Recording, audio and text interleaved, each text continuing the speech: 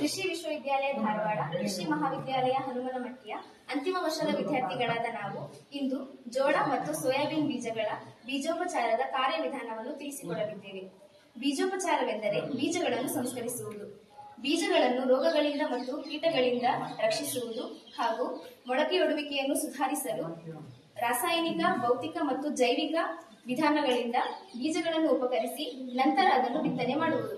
ಇದೀಗ ಜೈವಿಕ ಬೀಜೋಪಚಾರದ ಬಗ್ಗೆ ಸಂಕ್ಷಿಪ್ತ ವಿವರಣೆಯನ್ನು ನೀಡಲು ನನ್ನ ಸಹಪಾಠಿಯಲ್ಲಿ ಕೇಳಿಕೊಳ್ಳುತ್ತೇನೆ. ಜೈವಿಕ ಬೀಜೋಪಚಾರವೆಂದರೆ ಸೂಕ್ಷ್ಮ ಜೀವಿಗಳನ್ನು ಉಪಯೋಗಿಸಿ ಬೀಜಗಳನ್ನು ಉಪಚರಿಸಿ ನಂತರ ಬಿತ್ತನೆ ಮಾಡುವುದು.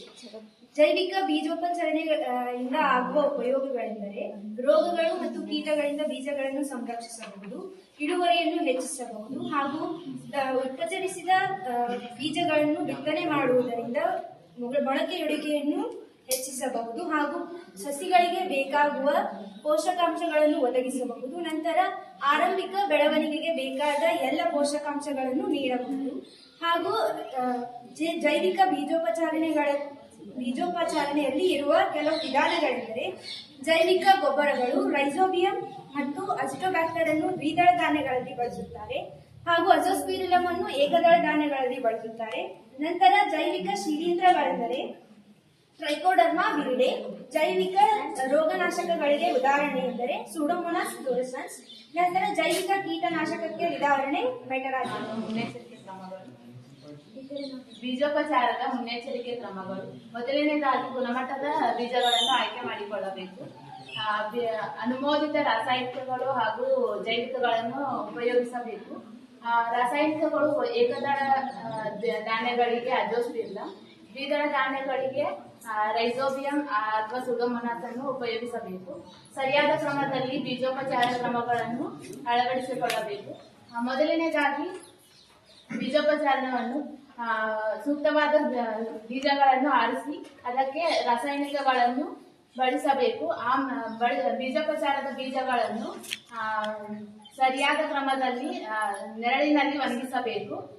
ನಂತರ ಬೀಜೋಪಚಾರ ಮಾಡಿದ ಬೀಜಗಳನ್ನು 24 ಗಂಟೆಗಳ ಕಾಲಾವಧಿ ಒಳಗೆ ಬಿತ್ತನೆ ಮಾಡಬೇಕು. ಉಪಕರಣಗಳನ್ನು ಬಳಸಬೇಕು. ಬೀಜೋಪಚಾರ ಮಾಡುವಾಗ ಹ್ಯಾಂಡ್ ಗ್ಲೋವ್ಸ್, ಮಾಸ್ಕ್ ಅಥವಾ ಎಪ್ರಾನ್ ಅನ್ನು ಉಪಯೋಗ ಮಾಡಬೇಕು. ರಸಗೊಬ್ಬರಗಳನ್ನು ಅಥವಾ ಜೈವಿಕ ರಾಸಾಯನಿಕಗಳನ್ನು ಮಕ್ಕಳು ಮತ್ತು ಜಾನುವಾರುಗಳಿಂದ ದೂರ ಇಡಬೇಕು. ಮತ್ತು ಅಂಟಿಸುವ ಪದಾರ್ಥ ಎಂದರೆ ಬೆಲ್ಲದ ಮಿಶ್ರಣವನ್ನು ಮಾಡಿಕೊಂಡು ಬೀಜಗಳ ಮೇಲೆ ಸಿಂಪಡಿಸಬೇಕು. ತದನಂತರ ಮಿಶ್ರಣ ಮಾಡಿರುವ ಬೀಜಗಳನ್ನು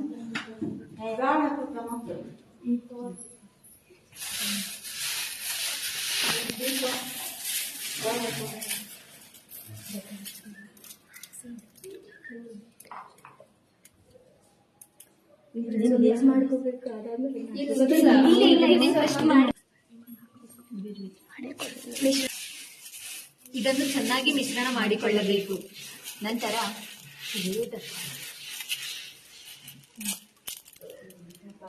16 ಗ್ರಾಂಗಳಷ್ಟು ಅಜೋಸ್ಪೈರಿಲಮ್ ಹಾಕಿ ಚೆನ್ನಾಗಿ ಕಲಿಸಬೇಕು.